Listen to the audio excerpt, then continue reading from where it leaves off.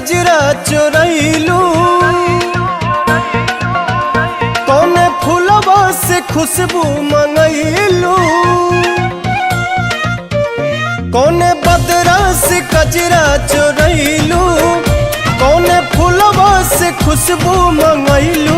वे धानी किए हो धानी जिया छछनावे छगन दुनिया पागल कैले बा।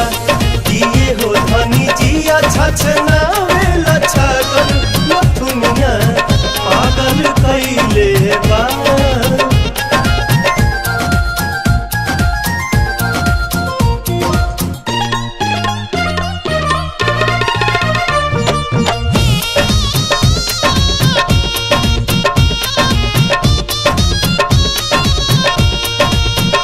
जब से दिल में बना ले बाड़ू तू घर, हर जगह अब तयावेलू तू ही नजर।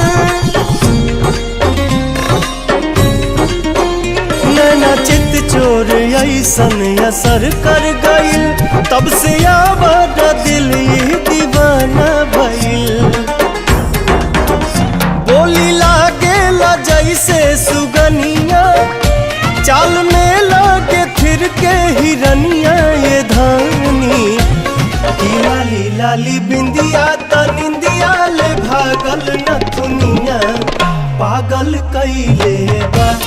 किए हो धनी जिया छछनावे छगन न दुनिया पागल कैले बा।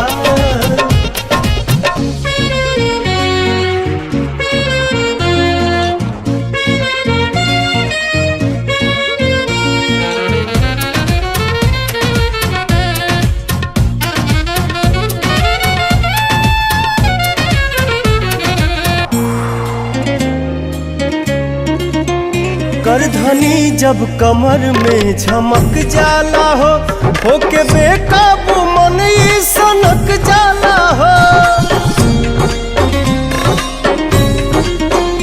हर अदा हर कला से सहेजल हऊ, हमरा लारानी धरती पे भेजल हऊ।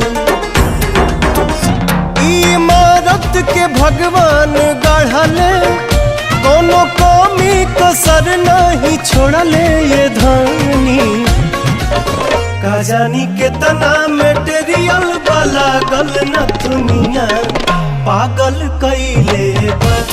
किए हो धनी जिया छछना